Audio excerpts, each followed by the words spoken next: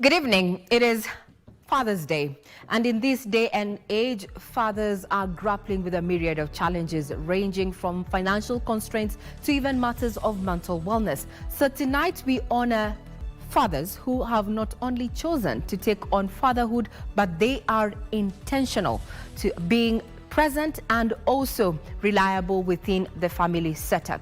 So tonight, as Kenya joins the rest of the world in honoring fatherhood, we listen and we do not judge. We're here to understand the dynamics of fatherhood and those who are already in this particular journey, what they have to offer to those who aspire to be not only fathers, but also present dads. But before we speak that, let us have a sneak peek onto what has been making headlines in the last 12 hours or so.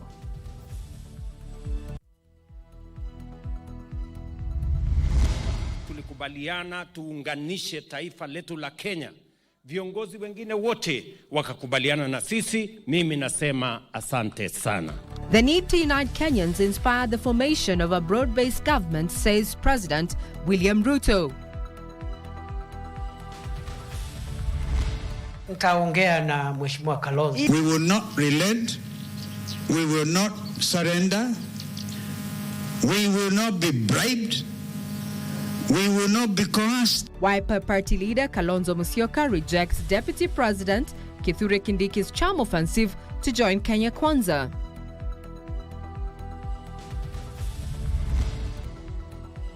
SHA payment plan controversy.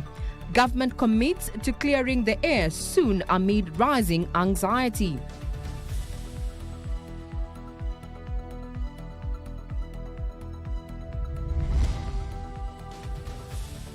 And Kenya joins the world in celebrating fatherhood, paternal bonds, and the influence fathers have in society.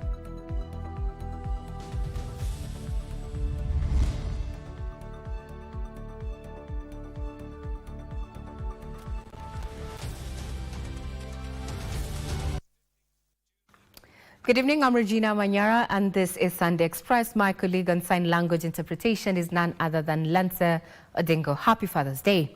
Now, President William Ruto has reiterated that his decision to form a broad-based government was informed by the need to unite Kenyans. Speaking at a church service in Kakamega County, the head of state also maintained that the Social Health Authority scheme is beginning to fulfill its mandate, adding that the new regulations are proof that the Universal Health Coverage Plan is gaining trust among the public. President William Ruto on Sunday attended a special church service at Friends Comprehensive School Kivaiua in Kakamega County. Hata saa hii Mheshimiwa Rais, katika uongozi wako kwa serikali ya Wakenya, kuna wale wafarisayo ambao wamejitokeza, ambao nia yao ni sawia na yale ambao walikuwa wanapinga Yesu Kristo asihubiri Injili. Your Excellency, don't give any attention to the Pharisees, because from the Bible, the Pharisees have never won against anything. Ile pesa ambayo Mheshimiwa Rais amewekeza katika hii region yote kwa bajeti yake ya miaka 2 inashinda ile bajeti ile ambayo watu wa ule wanasemanga sisi ni cousins waliweka kwa bajeti hiyo miaka karibu 5. Katika kumbukumbu ya marais wote ambao wamewahi kuhudumu katika nchi ya Kenya, Mheshimiwa Rais William Ruto, wewe utakumbukwa kama rais ambaye ameonyesha upendo mkubwa kwa watu wa magharibi. Na sisi tunataka kukuunga mkono kwa sababu peace in our country is not an option. Kupendana in our country is not an option. It is here that he once again outlined his obligations as the head of state, saying those seeking his ouster have no idea on how to run a government.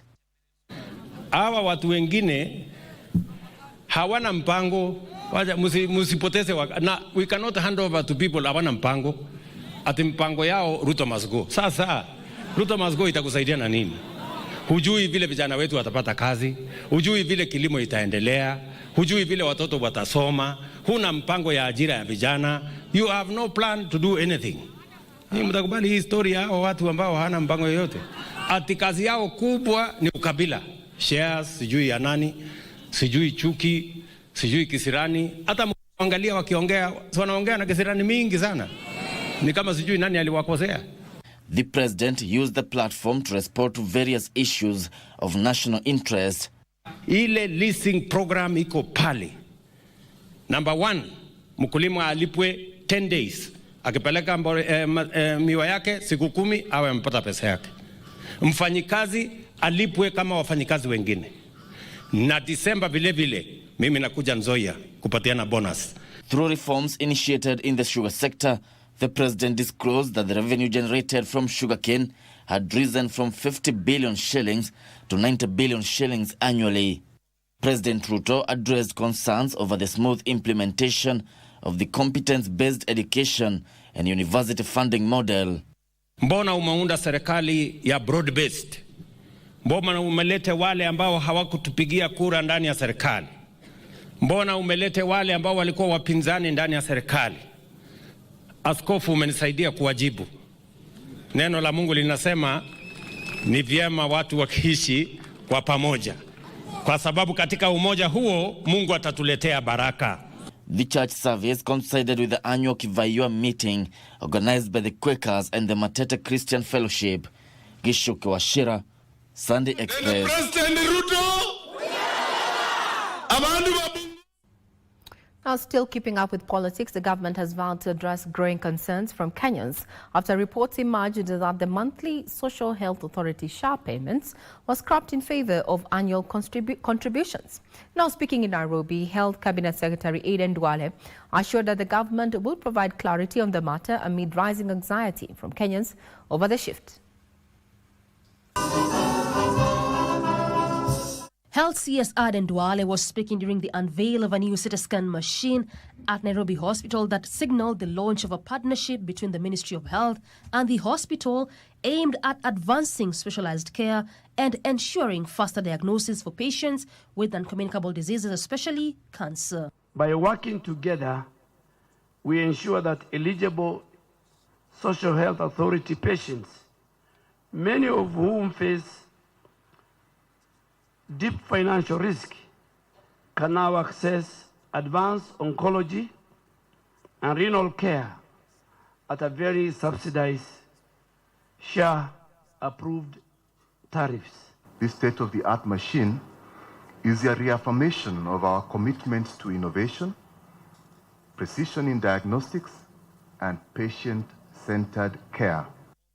Duale hailed the Lipa Sha Pole Pole initiative launched a fortnight ago as a key milestone towards achieving universal health coverage, promising to address rising concerns over the scrapping of SHA monthly payments.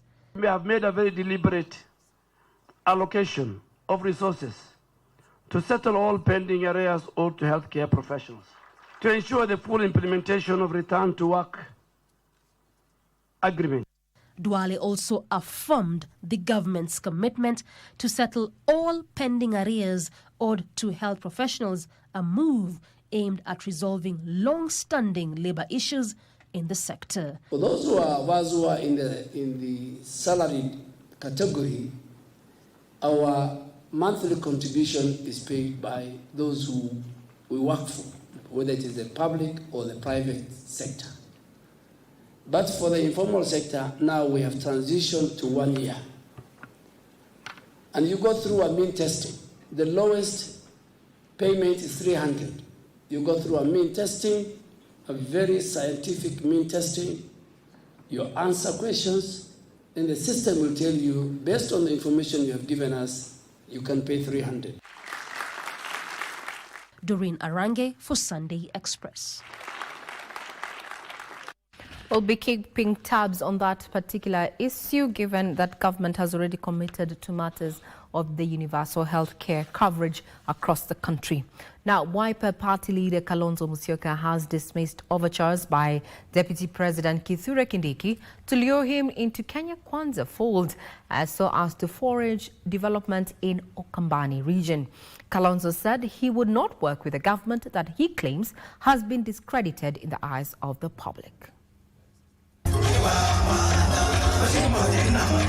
In his recent forays in Ukambani region, Deputy President Kithure Kindiki invited the region's kingpin, Wiper leader Kalonzo Musyoka, to political cooperation.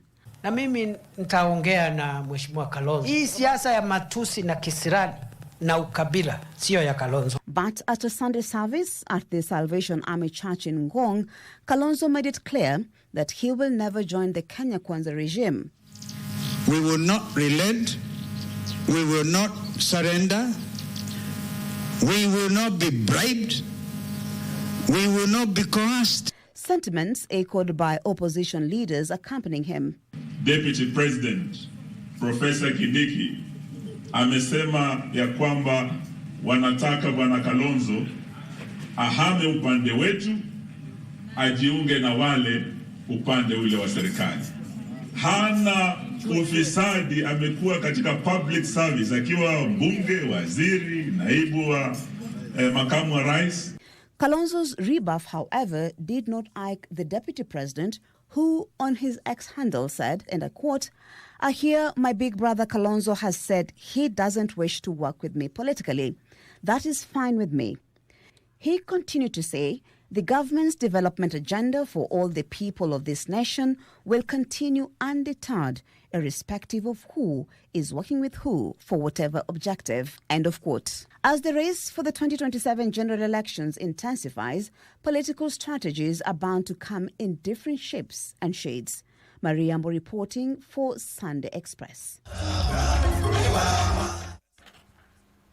Indeed, the race is on as opposition leaders, including former Deputy President Rigathi Gachagua and Martha Karua, among others, have criticized the economic empowerment model led by Deputy President Kithure Kindiki, saying dishing out handouts to Kenyans is not a solution to eradicate poverty and economic challenges they have faced. Now, they further pressurized the Independent Policing and Oversight Authority to bring to book the killers of blogger and teacher Albert Ojwang.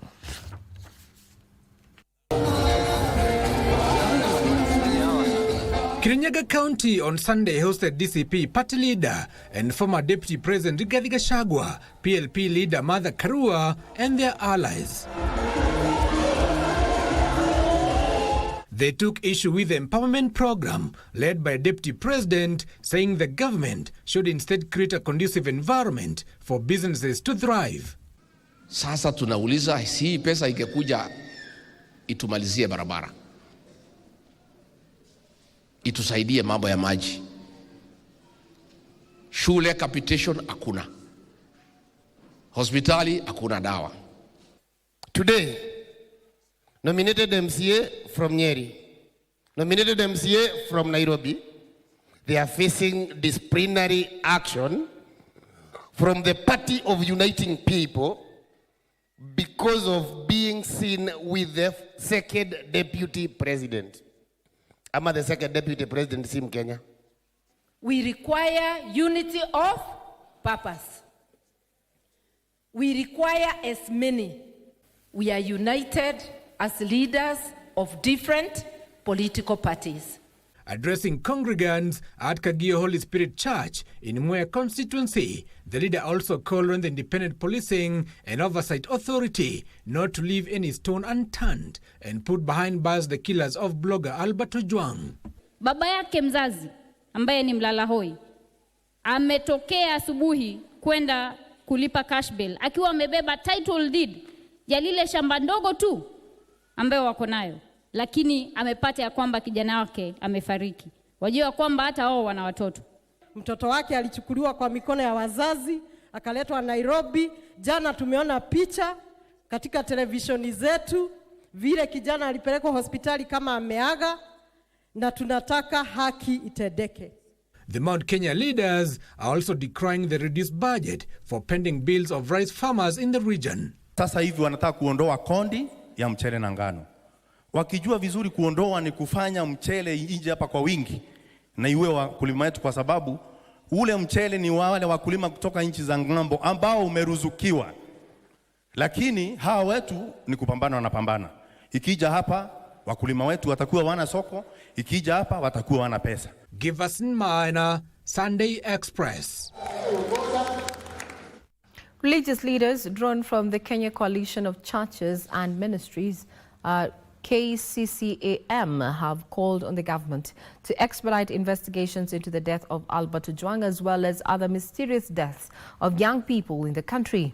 Led by the vice chair of the coalition, Bishop Stephen Mutua, the clerics who spoke in Nairobi also called on the Independent Policing and Oversight Authority, IPOA, to ensure that all officers found culpable are held accountable under the law.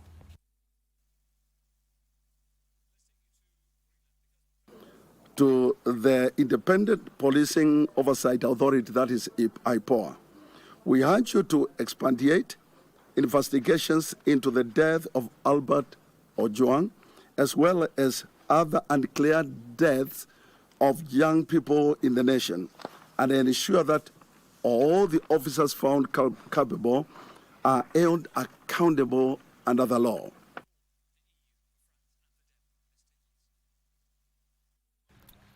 Now, Kenyans have been urged to aggressively search for opportunities available in both the public and private sectors. During a civic and market event held in Kisumu County, a section of civil society said most Kenyans lacked knowledge of opportunities available and the simple steps necessary to access services and opportunities. They want the government to do more by raising awareness at the community level. Achola Simon reports.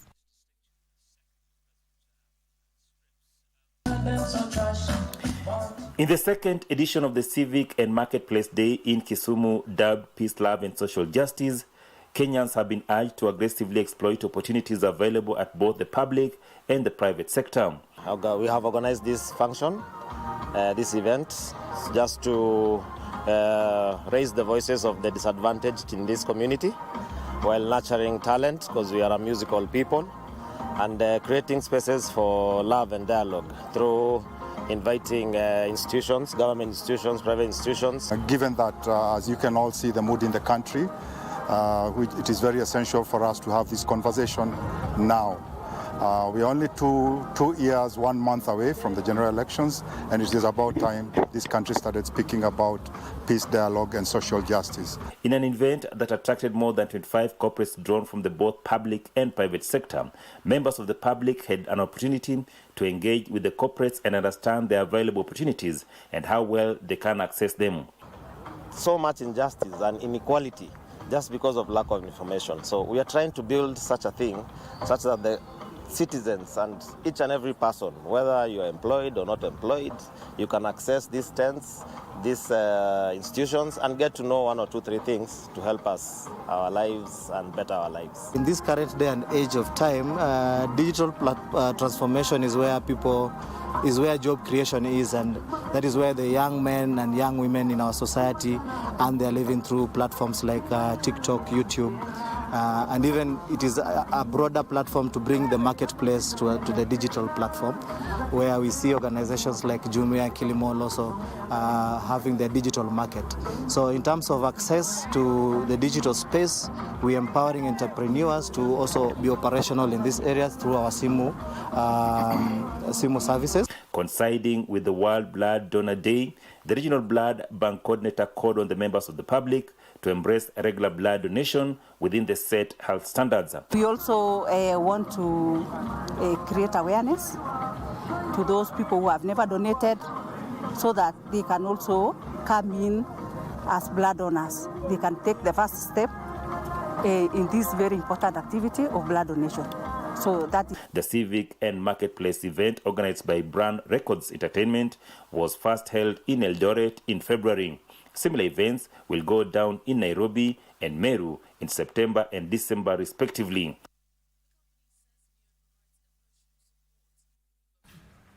To the counties, the chairman of the Kenya Institute of Curriculum Development, Professor Simon Gisharo, says 2 forms of mathematics will be offered at senior school. One for those taking science, technology, engineering and mathematics, that is STEM pathway, and another for those taking arts, sports and social sciences. These and other stories in our county news roundup. The chairman of the Kenya Institute of Curriculum Development, Professor Simon Gisharu, who led alumni of Murang'a High School in a visit to the institution, said essential mathematics in senior school will play a pivotal role in developing the learner's computational abilities as well as critical thinking and problem-solving skills. We have come up with two different types of mathematics. The mathematics for STEM, those who will be doing science and mathematics, science and physics, chemistry, and so on and so forth. And also the mathematics for others who are doing arts and drama, and we are calling it essential. Elsewhere, child rights champions in Kakamega County are calling on the government to allocate sufficient funds to support children's services and ensure their proper upbringing. They say that children's rights to uninterrupted education, medication and social welfare are key to ensure there are fewer cases of child labor in the county. Budgets must capture issues of children. We talk about education, we talk about health, we talk about livelihood, being able to strengthen family fabrics, being able to strengthen family in terms of economic, so that families are able to take care of their children. In Meru County, parents have been urged to take an active role in nurturing and protecting their children, especially those with special needs, by prioritizing their education, care and acceptance. The call to action came during a community awareness walk in Meru County organized by Furaha Day Care Center, an institution that supports children living with cerebral palsy, autism and Down syndrome. At home, even there, and nobody will tell them and their parents that they are coming with dirty shoes because of the rain and all that. Children are special in their own way. Wakona abilities tofauti tofauti. Na furaha kwa mzazi ni kuona mtoto wake amekaa vizuri na akona afya mzuri. Finally, in Murang'a County, the family of the late Kikuyu Paramount Chief Karuri Wagakure, a man who helped bring Christianity and education in central Kenya, has begun the process of subdividing and donating part of his ancestral land to the Catholic Church in honor of his legacy. Karuri, who had 62 parcels of land spread all over central Kenya, passed away on 16th May 1916 and was buried in Tutu. Martini Maslin for Sunday Express. It's June 15th and it's Father's Day, and Father's Day is a day set aside to celebrate fatherhood, paternal bonds and the influence of fathers in society. These days, however, often forgotten and little is done to commemorate it. For the fathers that were treated to a brunch at a Nairobi hotel, however, it is a day that will stick in the memory as one when they were honored for their endless sacrifices to their families. Novotel Westlands, Nairobi played host to a Father's Day brunch to celebrate fatherhood and its influence in society. Today, fathers were treated to this kind gesture to remind them that their sacrifices do not go unnoticed. From senior parents whose children are full-grown adults to those still learning the ropes of fatherhood with their young ones like Richard Betts, no one was left behind. So how did it feel when they learned that they will be fathers for the first time? I was away in the UK that time, but my wife was here. And when she gave birth to a baby boy, I was extremely gratified. I was extremely happy when I got the message. You know, the first time your wife announces to you that she is expectant, there's a feeling that comes to you. Yeah, it changes your life totally. Animation we had for the dads and everything, which has made the life so that actually the family gets to spend a great time together. Now everybody's mostly with the phones, they're a bit disconnected, so we want this place to have things to happen as well. It's important for us. Yeah. Raising children is no easy task, and every day feels like a learning curve for these fathers whose children are still relatively young. I always thought that being a dad needs you to guide the kids. But I think, truthfully, my kids guide me all the time. I feel like I'm learning from them, and I get a sense of purpose every time I get to spend with them. And so I think that is the biggest joy I have. Despite these challenges, they wouldn't have it any other way, because for them fatherhood is one of the most fulfilling endeavors. You need to work with your wife, be together. Of course, there will be challenges. Sometimes there will be moods. Sometimes there may be disagreements. But these are part and parcel of life. They don't affect only your family. They also affect many families. It's only those guys who don't have discipline who give up. There's no manual. That's the interesting part of it, because everybody's life is unique. Everyone's experience is unique. So you can't copy-paste, not even of your parents' experience. For these young adults who've grown under the love and guidance of their fathers, they wish to one day repay even half of their old man's kindness. Ninaweza kumbuka kuna siku tulikula kapisi kanyama, paka alichukua hiyo nyama na ilikuwa kwa sahani ya mzee. Ilibidi mzee ameamka amekimbiza njia yote mpaka nje ya nyumba, akatuambia paka hata isirudi hapa tena, tukiona tuifukuze iende kabisa. Ilikuwa tulicheka sana hiyo siku, na hiyo nyama ilienda hivyo. If I were to choose of all the dads, I will choose him again and again and again. And I'm looking forward to be a blessing to him as well. Nataka siku moja nimbaie Range Rover, nimbaie V8, nimjenge keja. And it's just a way to show appreciation. Even though it's their day to be showered with appreciation, these fathers still had messages of love for their kin. I want you to be the best version of you that you can ever be. And I hope that I'll be the shoulder you lean on, the bridge you can step on when you need me. You got this. As a parent, I'm really proud of you. And I hope to give you the best. And I hope that I've given you the best. One thing that they concurred on was that fatherhood is about being present for their families and walking their kin in this journey of life. From the entire Kenya Broadcasting Corporation fraternity here at the Broadcasting House, we want to wish every present father a happy Father's Day. Yusufar reporting for Sunday Express in Nairobi.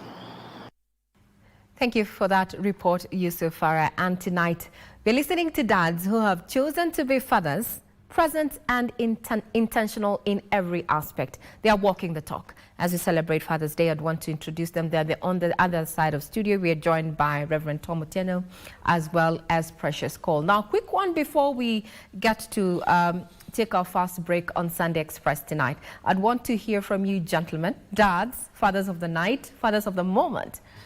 I'd want to know what does being a father mean to you? Let's start off with Reverend Tom Otieno. Being a father means provision. It means presence. It means, connecting with my children. Each and every one of them in a unique way. All right. And shaping them for their future. Okay. Provision and providing guidance to your children for the future. What about you, Precious Cole? What does fatherhood, or rather being a dad, mean to you?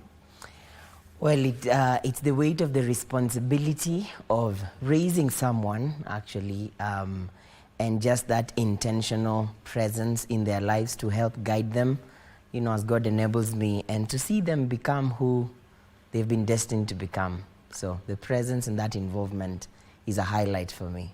All right.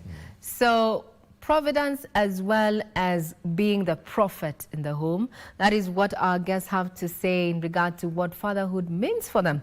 Well, we have this conversation that is going to be coming up in not too long. But first, let's hear what has been making headlines in the sporting arena. Do not forget you can be part of this conversation. Get us on X at KBC Channel 1. Tonight, we let the dad speak. Over to you, Bernardo Kumu. Well, thank you so much, Reggie, and happy Father's Day to all the fathers out there. Welcome to the latest from the sports world with me, Bernardo Kumu. Let's begin with rugby, where the National Rugby Women's 15th team, Kenya Lionesses, earned an impressive 49-0 win over Uganda in their final game of the Rugby Africa Cup in Madagascar. Now, Uganda were outclassed and outplayed by Lionesses, who got on the scoreboard early through Natasha Mali and Sheila Chajira's tries. Faith Livoye and Nolene Hale play added a try each as the halftime whistle left Uganda trailing 20-0. The script was the same in the second half, with Kenya unstoppable in the attacking speed to add more tries through, among others, Naomi Amuguni and Grace Adhiambo. Now the win leaves Kenya second behind South Africa, who defeated Madagascar 61-17 to be crowned the Africa Cup champions.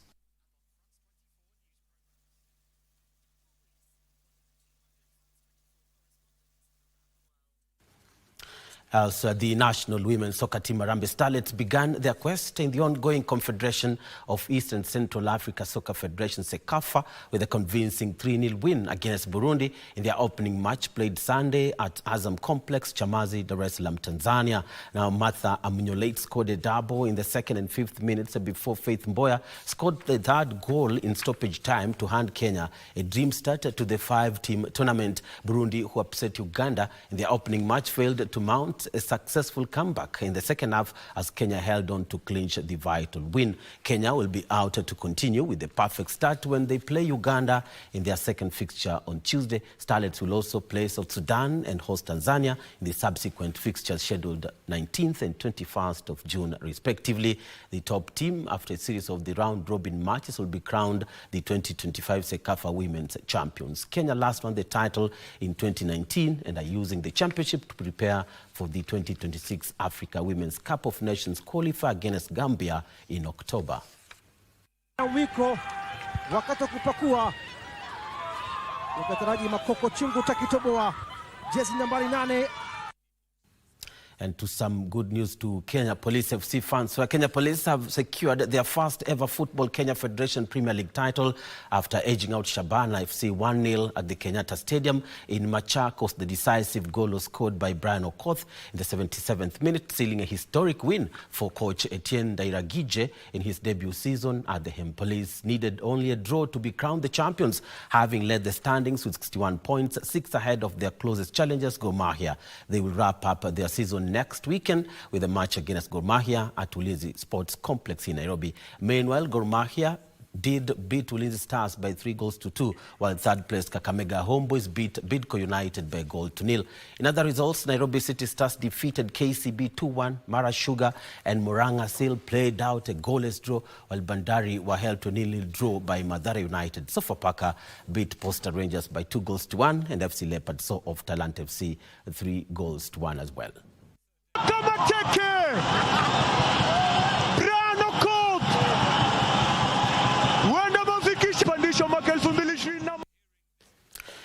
And still on soccer, where former Kenyan international Boniface Sambani has promised to turn around the fortunes of Football Kenya Federation Premier League side FC Leopards if elected the club's new chairman. Sambani, who turned out for the club in the late 90s and was part of the team that won the club's last league title in 1998, stated his desire to transform the team to a trophy-winning side and leading it to reclaim the lost glory. The 42-year-old, who has also coached several clubs in both the Kenya Premier League and National Super League, will be keen on turning the team into a commercial entity which will enhance the players' motivation and welfare. Sambani will face off with Vincent Mutoka in the race to succeed the outgoing chairman Dan Shikanda, who has served for 2 terms in office in this year's election scheduled June 26th.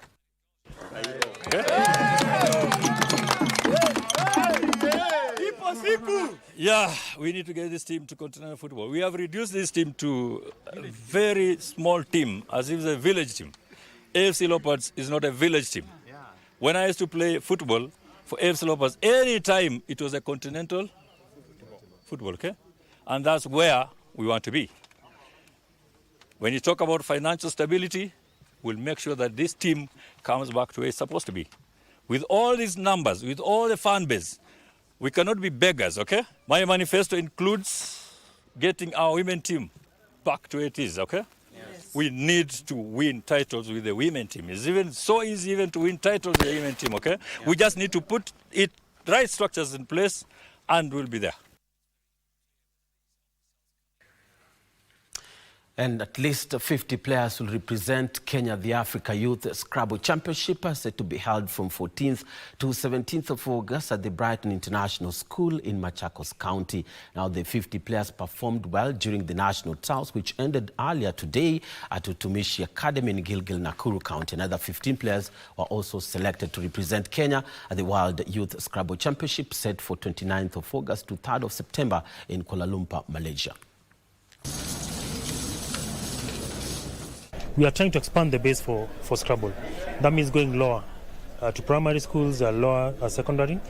So that by the time we get to JSS and university, we have not just quantity but quality players. It gives them a chance that it's not just education in terms of academics, but also with sports you can prosper, you can travel, you can network, and you can build up towards your career path in life. According to my view, Scrabble is a skill that you acquire on managing time. You get to learn new words, you have better memory. I would like our school to add more Scrabble boards and also to add other learners, because Scrabble is a community. So when we involve all of us, it's going to be a much more larger and much more helping to the school. Scrabble will help me in terms of my performance in English, and even outside there, that even as I continue even with my studies, that it will help me even in my career, it will boost me.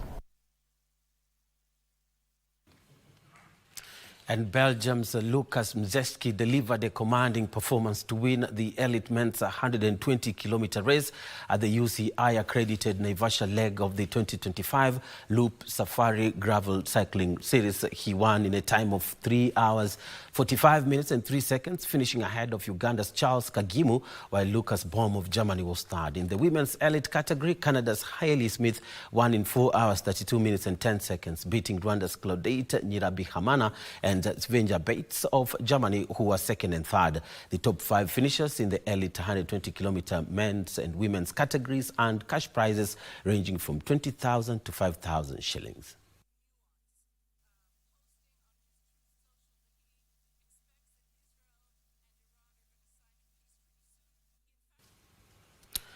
Libya's Al Ahly Tripoli defeated Angola's Petro de Luanda 88-7 baskets to win the 2025 Basketball Africa BAL League at the Sunbet Arena in Pretoria, South Africa. Al Ahly, who made their BAL debut this season, are the first from Libya to win the BAL Championship. A record 564,000 fans attended games over the course of the BAL's milestone 5th season. Al Ahly Tripoli are the first in the league's history to win both their conference and the championship in the same season. APR defeated Egypt's Al Ittihad 123-90 baskets in the third place playoff, setting a league record for the most points scored in a single game. To get a shot in, there's Gaku for a 3-shot, nicely done. Ray hits the 3, big 3 as well, with 3 minutes left to play.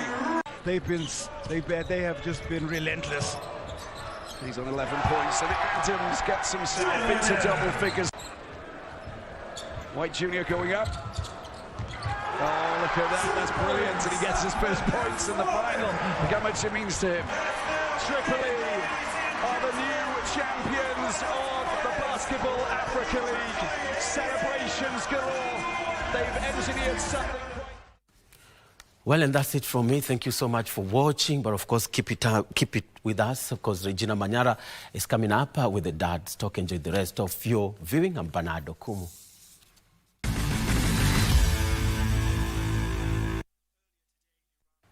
Thank you very much, Bernard, for that roundup on what is happening in the sporting arena. And now we shift focus to the agenda of the day. And this is giving a platform to intentional fathers. So just tell us, what does it mean to be a dad, and what does it take to actually to be present and reliable within that particular family setup? I'm joined by 2 remarkable gentlemen. On my immediate left is none other than Reverend Tom Otieno, as well as a man who has quite the name. You might think that it's not his name. That is Precious Cole, and he's a youth pastor there and a new dad, so to speak.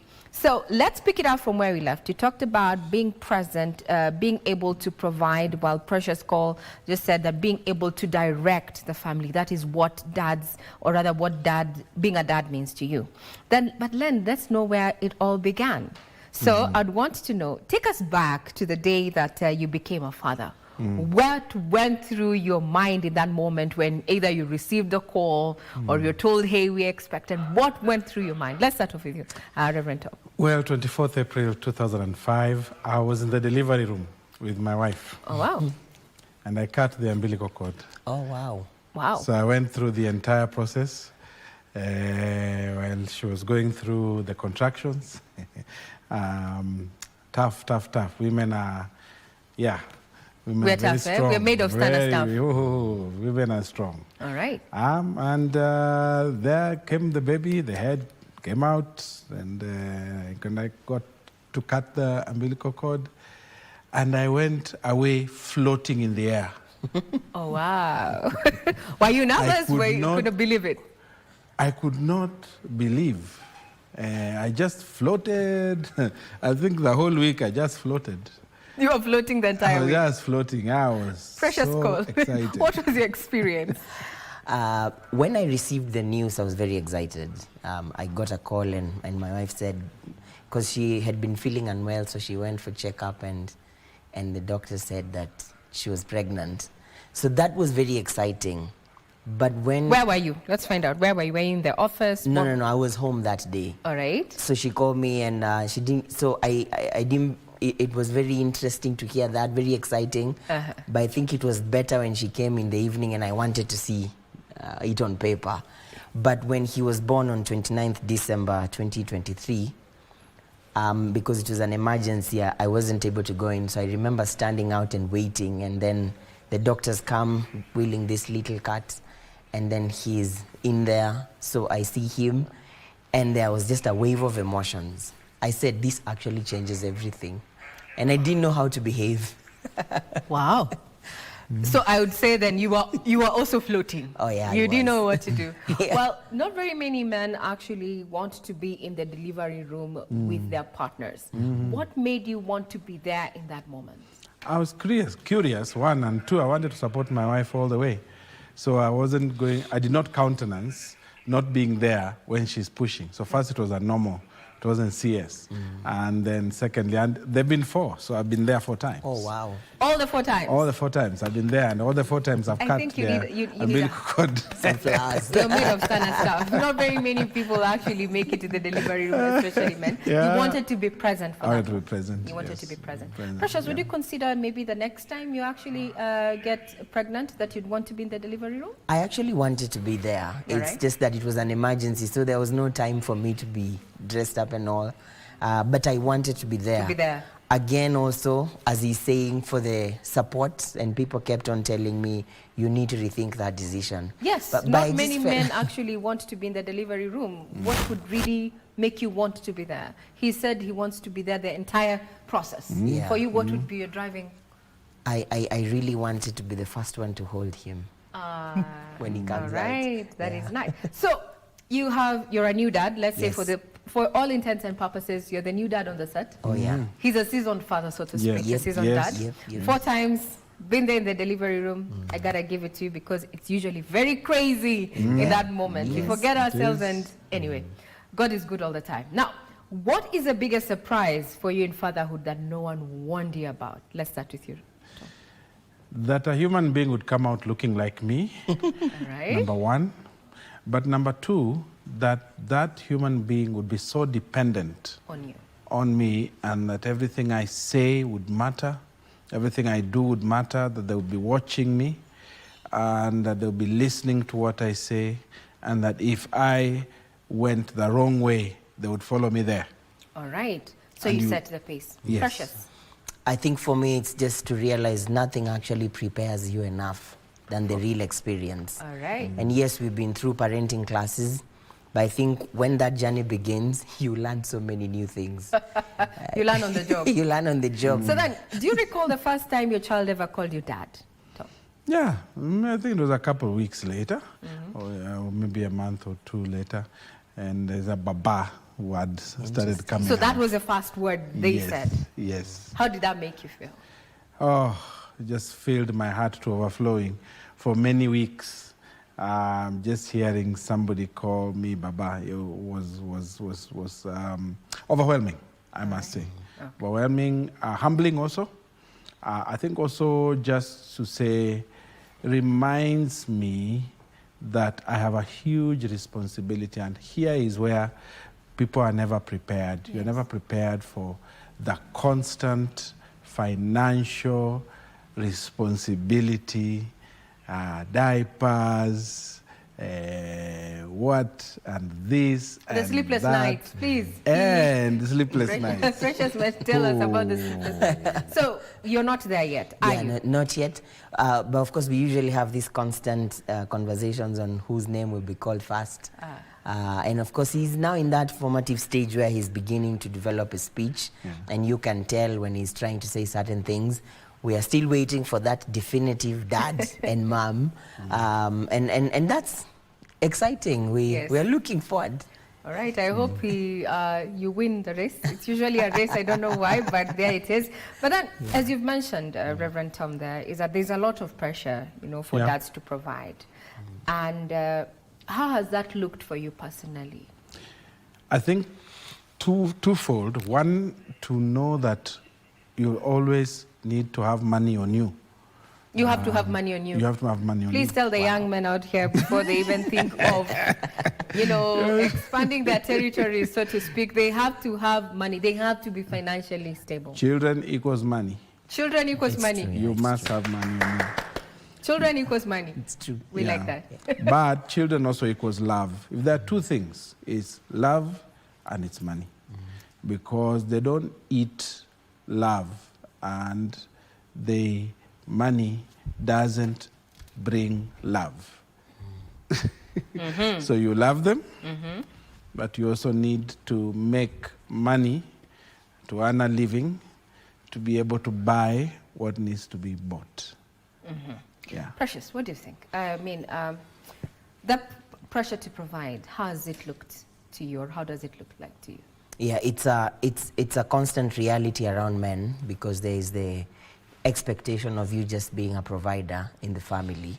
And from my own experience, that was a little difficult because of the journey I took in life, going into ministry as opposed to the engineering I studied in campus. So let me call it a career. It took a while before it took off. And I was in that space where we were asking ourselves, so do we get children, or should we wait until I'm way much more stable? But my wife and I are not just physically married, but even our monies are married. And so that gave us a starting point. Say that again, Precious. You said your monies are married? Yes. All right. So that gave us a place to start. And somewhere along the way, my job came, and it got me in a better place, because yes, indeed, as he's saying, there are very many financial needs around parenting. And it's not just diapers, it's even the clinics, it's even the naan for a day and time, all those things. And so the responsibility is there. And so, like you're rightfully saying, this is something as a young person you want to think through, because children indeed, they come with a demand. But altogether, a very rewarding and fulfilling experience. All right. You mentioned something very curious there, and you actually you jumped the gun in the next line of questioning. When it comes to provision, we in an African society, men are expected to provide.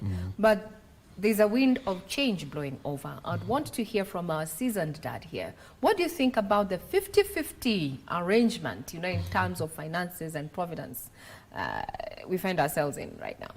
I think it is good. I think it is healthy. But I do not think it should be made a rule. It shouldn't be a rule. It should not be made a rule. I think when it's made a rule, it can become problematic. All right. I think things should just flow in your relationship, so that where the money is, the provision should be. So if the woman is earning more, there's nothing wrong with her shouldering the responsibility. But for the man, that would still be a little more problematic for his ego. And the man should actually be in a position where he earns a living.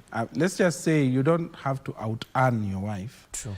But you need to be able to bring something to the table, and you need to be able to shoulder some expenses. All right. All I know is that between my wife and I, money has never been a big conversation. She's a school teacher. I'm a priest in the Anglican Church of Kenya. And there's always, somehow, God has always made sure there is money, that whenever it's needed, it's there, and it will meet whatever need there is, regardless of who it is that gives it. So there needs to be a little more flexibility around that, but the man should not step back to the extent that the woman does everything and he's out there not doing what he needs to be doing. So to all those men out there, fathers out there, keep soldiering on.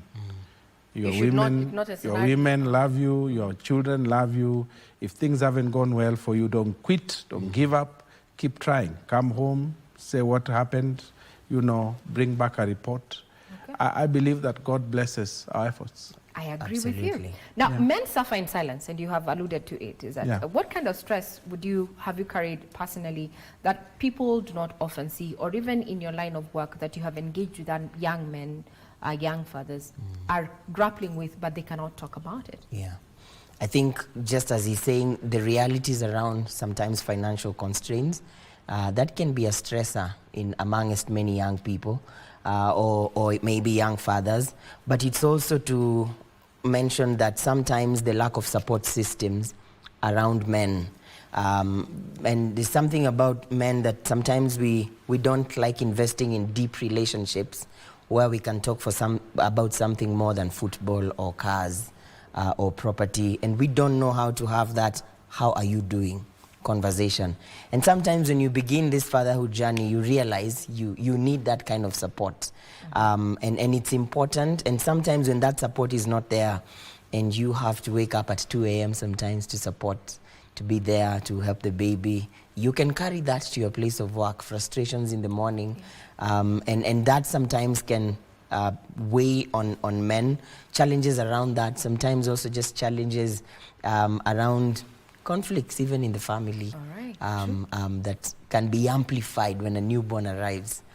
So how easy, or is it difficult for men in this particular space to even talk to their partners about the struggles that they go through, from your own personal experience? I think that because of the way we are socialized as men, and even the narratives we are told growing up, a man doesn't cry, a man is always stout and stoic. We then lose touch with our emotions. We are not able to differentiate between weakness and authenticity. So that confusion is what then births this man who has frozen emotions, but is hurting inside. So how do we undo that? We undo that by getting one friend at a time. You don't have to have many, but you have one person, choose one person, and be vulnerable with them, and share with them, and talk to them, and allow them into your life as a man. Men will not go, men are not like women. Women are able to talk in chamas and be free and cry. So a man will have to cry in private if he's going to cry. But, so just getting a friend, one friend at a time, being vulnerable with them, being consistent with them, and allowing that. But it's a socialization problem, and it needs to be arrested. So we find ourselves, married to people who do not come from our community. They do not speak the same language. We have different mannerisms. How have you handled it, in your new marriage, and how are you handling that pressure between your partner and your newfound in-laws? I think to just first of all acknowledge and appreciate that our ethnicities are our uniqueness, and those challenges ought to be celebrated. And what's unique in their culture and how they do things and how we do our things, it doesn't necessarily have to be a problem. And so even in the courtship or dating period, those are some of the conversations we have around understanding where they are coming from and the different aspects, sometimes even that show up in the wedding planning process, which can be a conflict in some spaces, and just learning to appreciate that people who do things differently from how we do it in our culture, there's no superior culture, let me say it that way, or better culture, and so on and so forth. So to appreciate that, to have conversations around that, and then also to agree, so what are we building when we are coming together? What's going to be our culture? And not just traditional culture, but even a culture as a family. How we are going to come together, what kind of family are we raising, how are we doing that? what are our unique practices in this home. And so I think everything just boils down to, let's talk about it. Don't assume. Yeah. All right. So now how do you handle the pressure, of being strong, the need to be strong and present, versus also bringing up a child with love? Dads struggle with that. How have you done it over the years? I think over the years, what I have tried to do very many times is first connect with my children, have a unique connection with every single one of them, all the 4 of them. But then secondly, find time to just tell them I love you. Then thirdly, hug them every day. Plenty of hugs. The conversations have been deepening with time, but having that basic stage set for them to know they can approach dad and they can hug dad and they can talk to dad. I think thirdly also just controlling my emotions in terms of when I'm upset, trying not to bring that into the family space, trying to deal with that outside or in the bedroom or elsewhere.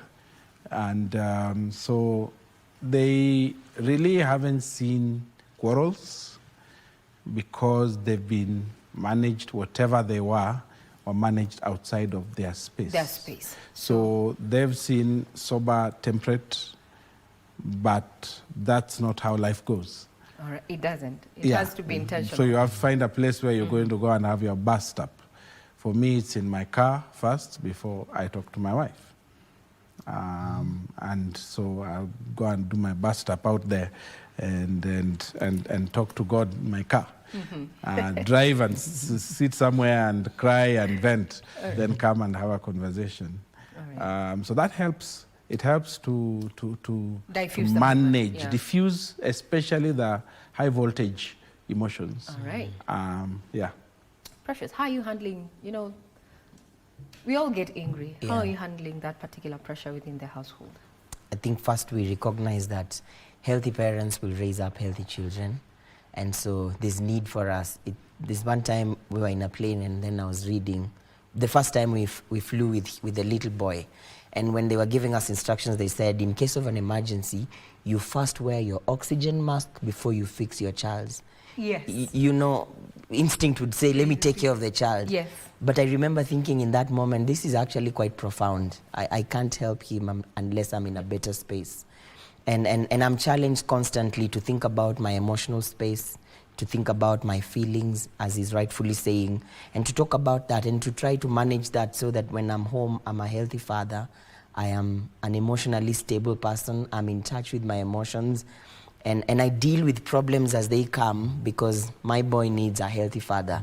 Otherwise, I will pass down pain to them and traumatize a generation that had nothing to do with my issues. Passing the back. Now, we find ourselves in a situation where we are humans, we're fathers and such, and we are bound to fail. Have you ever been in a situation where you felt that you have failed or you've let yourself down by being a dad? And how did you handle that, Reverend Tom? Yes, I have been in several of those failure situations.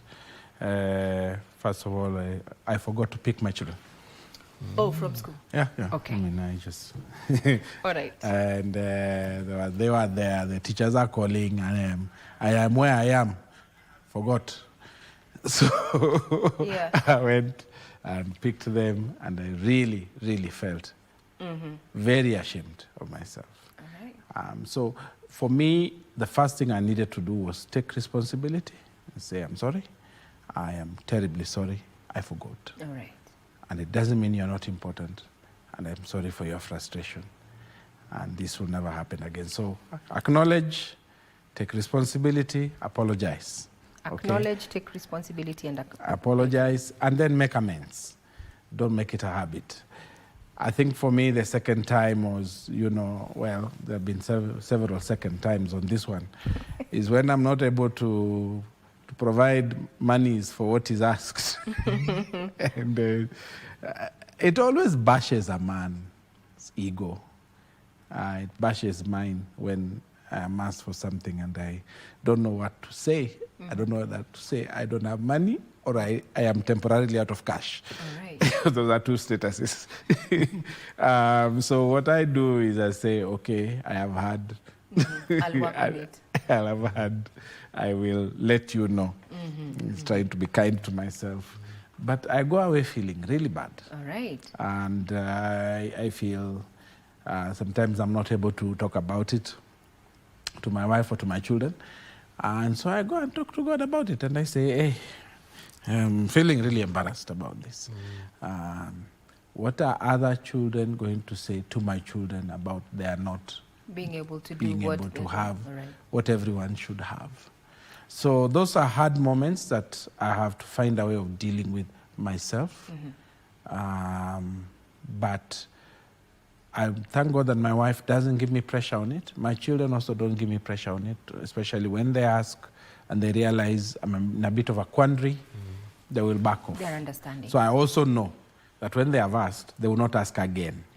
So I also have to go out there and say, hey, I have to find this money and give it to them. So there's that, and it's tough.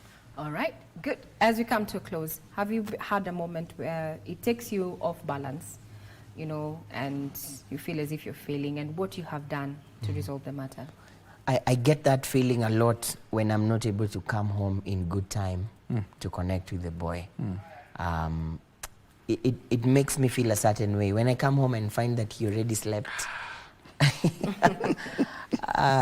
it always ticks me off, because I feel like someone else is spending more time with them, and yet you're there. I need to be here. And so one of the things I've done is these days I try as much to be home with the son, so that we can have the evening. I try not to carry work home. You know, I try to put my laptop away, my phone on D&D, because I just want us to play on the carpet and run around and hide and seek. I see you till he falls asleep. And I see how joyful he gets when that happens. Okay. 100%. I have 30 seconds for each of you. It is Father's Day. Parting shot from each. Let's start with you, Precious Cole. You can make it directly to the camera.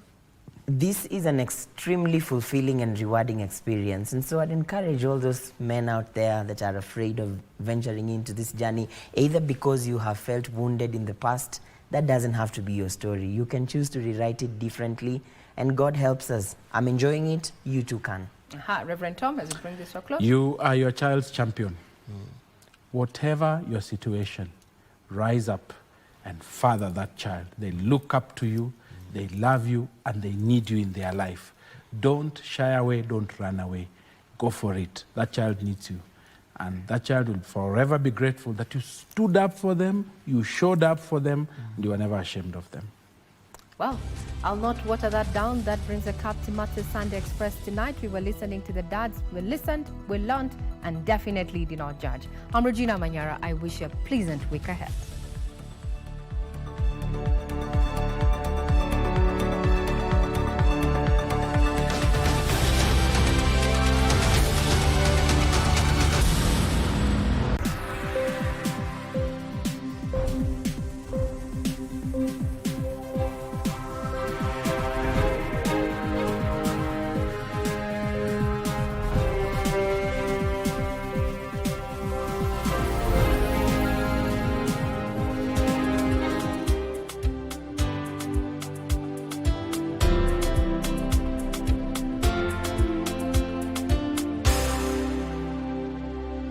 Semana Sports.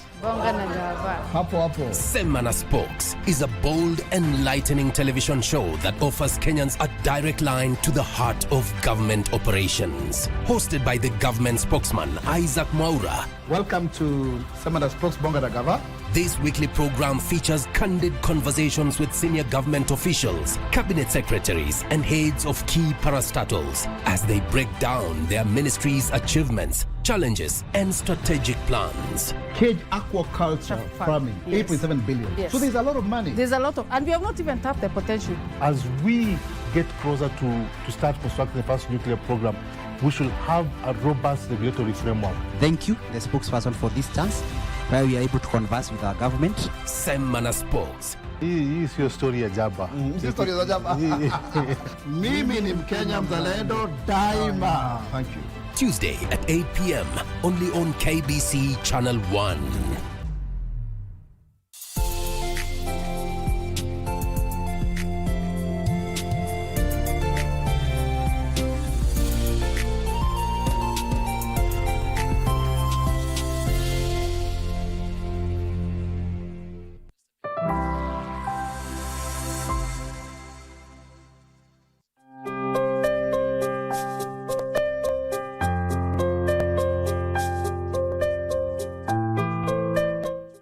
Hello good people, this is Save a Life. Tunazidi kubadilisha maisha Kenya nzima. My name is Dr. Joseph Moremi. Hatuangalii tribe, race ama religion. Tulikuwa kule Butula, Busia County. Bado niko na jamaa wangu kutoka kule, tulimuleta hapa Nairobi, nimekuwa na yeye. Na before huyo nilikuwa kule Baringo County, na watoto wawili, Tiati, nimekuwa nao hapa. Ambako walikuja haraka kwangu kutoka hospitali na tumewarudisha kule na wamepona kabisa. Tukafanya surgery pale the Nairobi Hospital. Before niende pale Baringo, mulikuwa na mimi kule Mombasa, Bombolulu, nikiwa na Elijah Kome. Jamaa tulimtoa ile keloid ako sawa. Before niende huko nilikuwa kule Kilifi, Said ako salama, ako sawa kabisa. Saa hii niko sawa, niko vizuri sana. Nashukuru sana, makubwa sana kama wale waliponichangia, nao nasikia kushukuru. Save a Life, naombea Mungu sana asindi kuwabariki na muendelee na roho hiyo moja huo. I'm happy. Hii transformation and najua umefurahia. Unatuambiaje? Umefurahia, unahisi aje? Unajua kudance? Sijui dance kidogo. Unajua kudance? Hebu unahisi aje? Umefurahia? Umefurahia. Tuambie. Surgery ilikuwaje? Surgery ilikuwa sawa. Niliambiwa ninafaa niende surgery. Na sikupa roho. Nikajitolea. Nikamwambia daktari mimi niko tayari. Amsema nimeshukuru kabisa. Nashukuru huyu daktari kwa sababu ametusaidia mpaka mahali tumefika. Tunashukuru. You know, there are things that happen in life that sometimes make us change how we look at life. Today, we are so privileged. And the reason why we are so privileged, we're here in Nairobi Hospital, the children's ward, where two special mothers who had their children who had facial deformities have had life-changing surgeries that now you can see from them that they are smiling. And for us, we feel more comfortable, we feel more happy when we see what the work that we have done and we helped makes a difference in their lives. So let us all come together and see what can we do to help somebody. Not because they are giving us something, but because they need that help. I'm Mr. Samuel Odede, the Director of Medical Services and Research and a trauma orthopedic surgeon in the Nairobi Hospital. 2-month-old young bundle of joys, two of them who had horrendous deformities in their lip and palate, now are able to feed, drink, and I believe the rest of their life will be transformed. Not just their lives of their mothers and the lives of their siblings. Through this partnership, we are transforming a life one at a time. We are saving a life one at a time. And this is amazing. And I want to call all Kenyans, if you can unite for this call, for this initiative, we can save so many lives.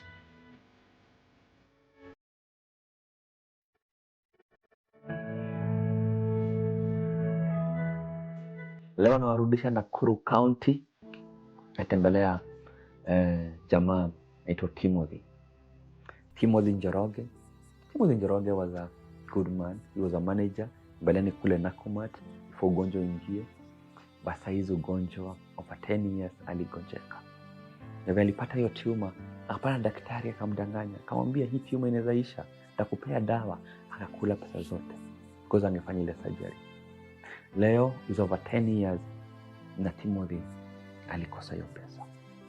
Zaidi ya hayo, mama mwenye alikuwa anamsupport aligonjeka pia akatoa mguu. So hiyo boma iko na wagonjwa wawili. Timothy alikuwa na support mama siku alikuwa sawa. Alienda chini akagonjeka, mama akaanza kumsupport na vibarua. Mama venye amekatwa mguu sasa, wote wawili wako nyumbani ni wagonjwa.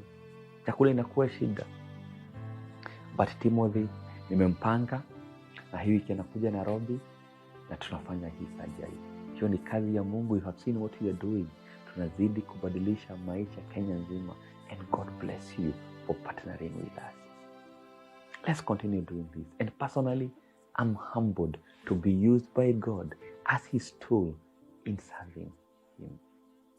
So leo tuko na Timothy na kuomba uende pale kwa paybill number Cheza kama wewe, mapema ndio best. Giving is not losing. Giving is not losing. Let's do this. Timothy ako na changamoto, ako na shida. Nakumbuka Timothy tulikuwa na tumefanya ajali kama hizi mingi zaidi. Nakumbuka nilikuwa na ule mama wa kutoka kule Nyanza, alikuwa na tumor kama hili, tukampeleka hospitali akafanywa surgery. Nakumbuka kuna ule Mbithe na kutoka Machakos, tukampeleka surgery, alikuwa na tumor kama hiyo. Nakumbuka kuna msichana pia pale Utawala, alikuwa na tumor kama hiyo, tukamchukua tukampeleka surgery. Nakumbuka kuna msichana niongeleshanga kila siku, msichana anaitwa Catherine. Msichana napenda sana because kama kwa msichana niongeleshanga karibu kila siku, lazima nitumie message niambie asante sana daktari, anipea update.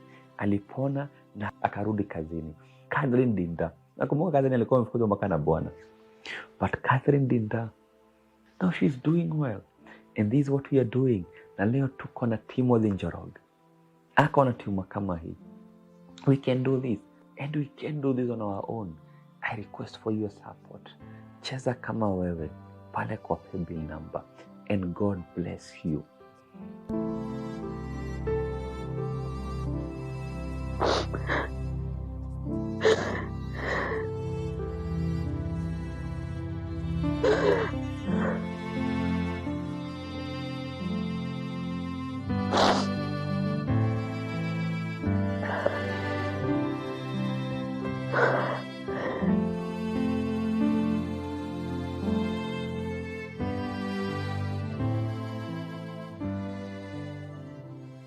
Imagine the pain of having 3 sick people in one family. Josephine cries her heart out, praying for healing for herself and that of her children. Apone, ninaomba apone. Hiyo ndio ombi yangu wa Kenya. Unisaidie. Mwili inanisumbua. Mguu haiwezi kurudi. Lakini ninaomba mwili mwingine ipone. Hallelujah.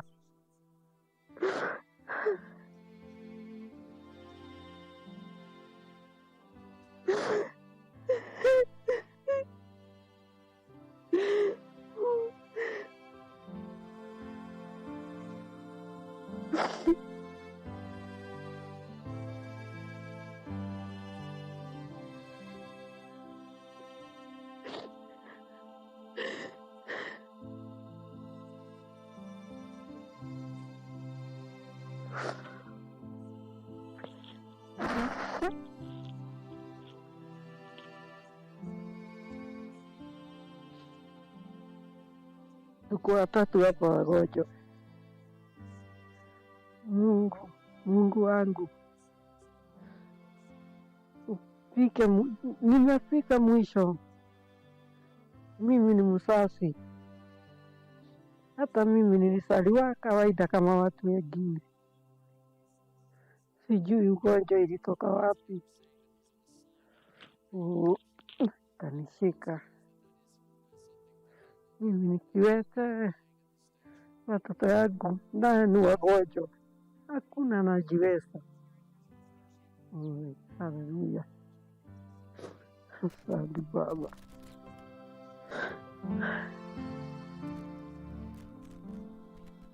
Their financial struggle is unbearable. They cannot afford treatment. Josephine has been unwell for a long time and has been living with diabetes, which led to the amputation of one of her legs. Timothy lost his job and all his savings were drained by his illness, despite it recurring. Kukula chakula hapa ni shida. Kuni tunakosa. Ni mtoto yangu ana nguvu. Kwenda kutafuta kuni. Hana pesa.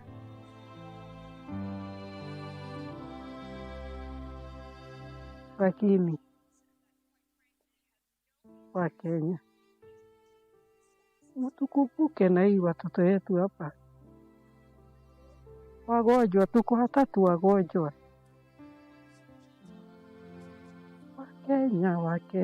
Wakenya kama mimi,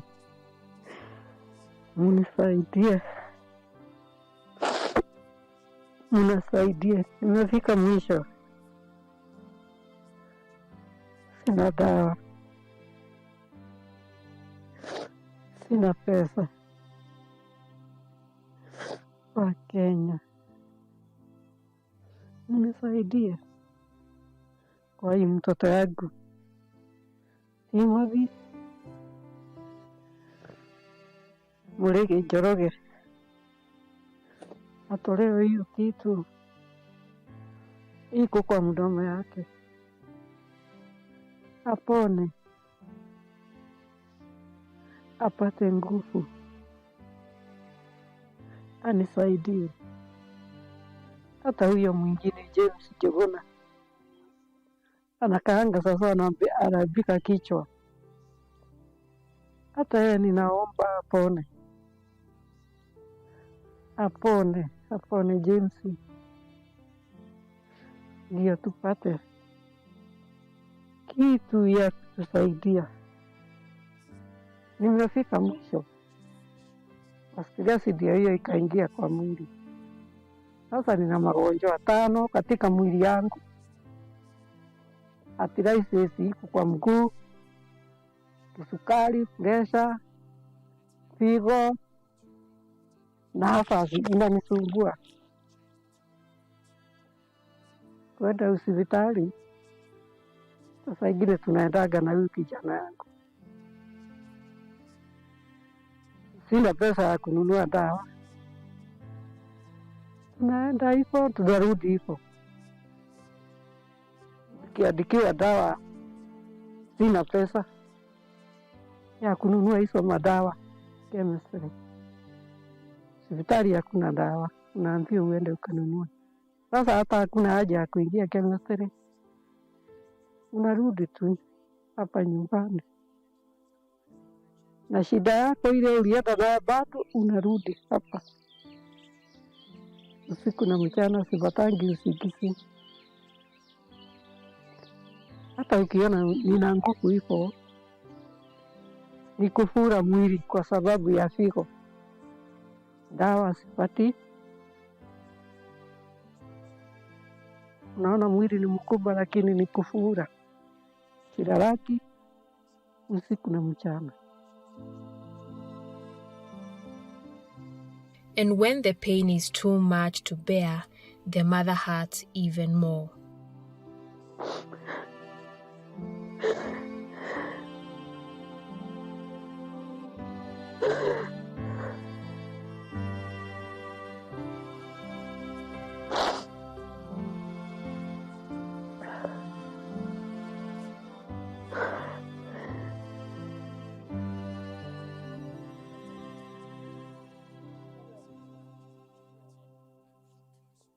Walisema atolewe hiyo groups kwa mdomo.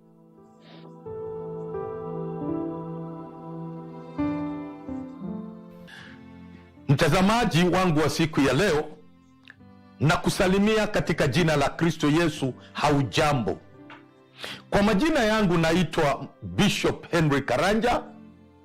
Ni mimi wako naja siku ya leo ili nikaweza kukuletea jambo ambalo lina huzuni, jambo ambalo lina kilio, jambo ambalo lina kufinyika zaidi.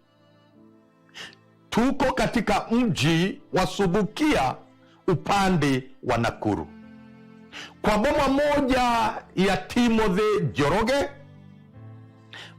na mama yake na hata ndugu yake, na wote watatu ni watu ambao wana kasoro kubwa sana ambao nitakuelezea. Hapo awali Timothy Njoroge alikuwa anafanya kazi ya supermarket na alikuwa ameaminiwa mambo mengi sana kwa supermarket hiyo, kiasi ya kwamba alikuwa anafanya kazi yake kwa bidii na tena kwa uaminifu. Alikuwa na nguvu za kimwili na akili timamu. Alikuwa na uwezo na uzoefu wa kazi ambayo aliifanya, aliipenda sana. Lakini siku moja akaamka asubuhi na kupa mambo ya zaidi ya miaka 10 iliyopita. Timothy Njoroge akaamka asubuhi siku moja, ana kauvimbe kadogo upande wa kulia, na kauvimbe hako kakaendelea kujiongeza na uchungu ukaanza katika shavu yake, na uvimbe ukaanza kuonekana. Ulikuwa unajiongeza kila wakati, kuongezeka, uchungu ukaongezeka, kuumwa na kichwa kukaanza, kula chakula na kumeza hata mate ikawa ni shida, matatizo yakawa chungu nzima. Mwili wake ukaanza kuwa drained. Alikuwa ni mtu mzito sana, mkubwa sana, mwili ukaanza sasa kuwa mwembamba, nguvu za kimwili zikaanza kuisha. Hatimaye akawacha kazi, akarudi nyumbani kule Subukia, mahala ambapo tupo, na akaweza kukaa nyumbani, maana haelewi, hajui ni aende wapi. Pesa ambazo alikuwa nazo amezitumia. Mama yake naye amekuwa mgonjwa, amekatwa mguu. Ndugu yake naye amekuwa mgonjwa, na kwa hivyo Timothy ameendelea kudhoofika na kuharibika mwili, kiasi mawazo yamemsonga, kichwa kinamuuma, shavu inamuuma, kulala ni haba, matatizo chungu nzima. Na kwa hivyo dada, mahala ulipo, ndugu, mahala ambapo ulipo, ningependa utazame picha hizo, uone familia hii ni familia iliyo na dhiki, iliyo na mashida, iliyo na matatizo. Na mimi kama mchungaji nimesikia kilio hiki, na ndivyo tuko mahala hapa. Na kwa hivyo ningeomba uungane pamoja nasi, chochote kile unacho, 100, 200, 300, tuweze kusimama na udaktari wa Timothy Njoroge, na Mungu atakubariki, Mungu atakuonekania. Maana daktari amesema anaweza kumtengeneza na kumuondoa uvimbe huo na kumweka chuma construct katika mdomo wake, na tatizo la Timothy lipate kwisha, arudi katika uzima wake wa mwili. Josephine recalls giving birth to Timothy and his brother healthy. They went to school up to Form 4 and all got jobs in Thika, only for illness to follow them. Timothy's illness started as a pimple on his chin. Ni mtoto yangu wa kwanza, na nilimzaa hospitali ya Nakuru General, akiwa mtoto yangu ya kwanza, na nilimzaa vizuri, mtoto kama wengine, na akakuwa mtu mzima na akasoma mpaka Form 4. Kumaliza Form 4 akaenda kazi Thika, akarudi huko tu Thika, ndio aligojekea, akakuja na kufura tu kidogo hapo kwa mdomo, ikafanya harambee hapa, akatibiwa na kupona. Aliendelea na maisha ngumu, na mtoto wangu alikuwa msaada kwangu, alikuwa ananisaidia wakati alikuwa kazi Thika, na wakati alirudi hapa nyumbani mashida ikakuwa mingi, mashida yake. It hurts to see her sons suffering. Anytime she thinks of how the terminal illnesses have degraded the lives of her children, leaving them dependent on her, it breaks her heart. Since her leg was amputated, it has reduced her movement, hence unable to work. As if this is not enough, she has contracted kidney issues, high blood pressure, and other illnesses.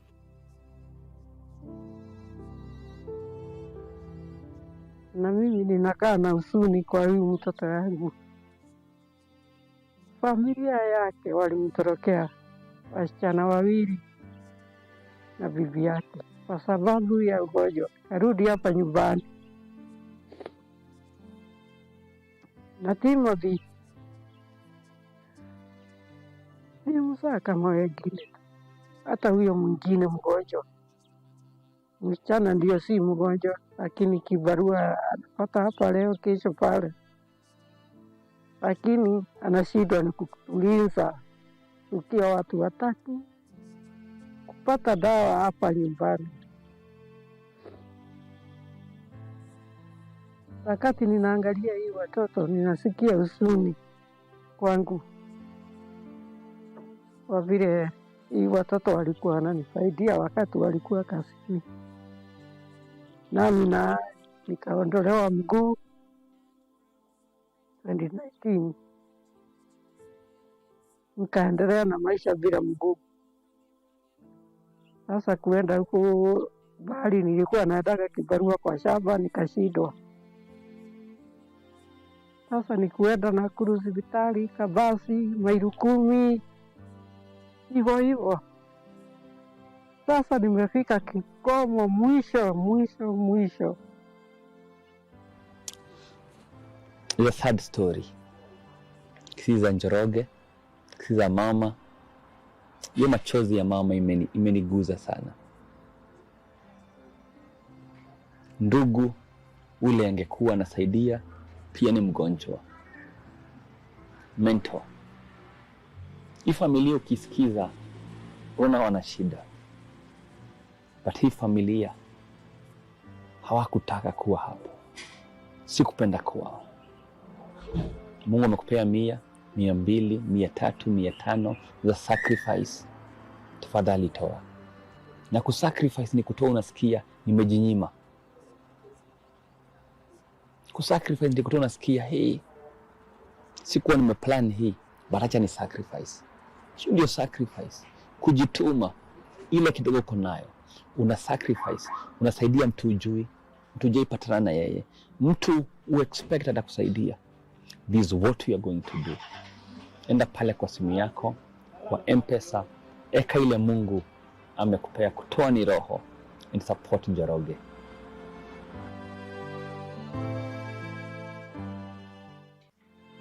Kwa uweza wa Mungu nasimama kwako.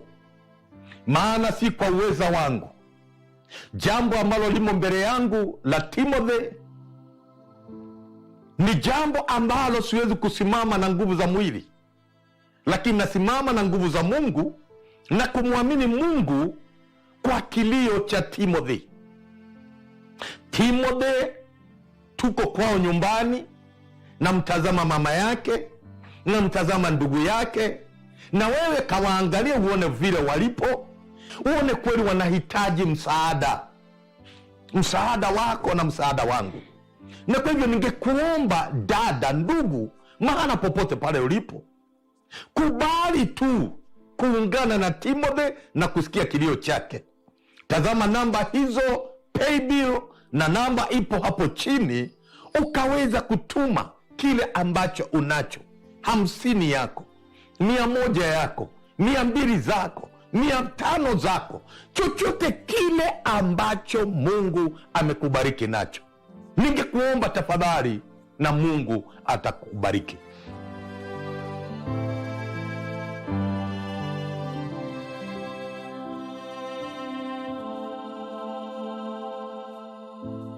Katika Methali 21 mlango wake wa 13, maandiko inasema ya kwamba mtu yeyote ambaye anasikia kilio cha mtu ambaye ana uchungu, na anaweka kufunga masikio yake asisikie kilio hicho, ili asiweze kumsaidia wakati wake wa kulia, wakati wake wa kukosa nguvu ukifika, naye yeye hataona mtu wa kumsaidia wakati huo.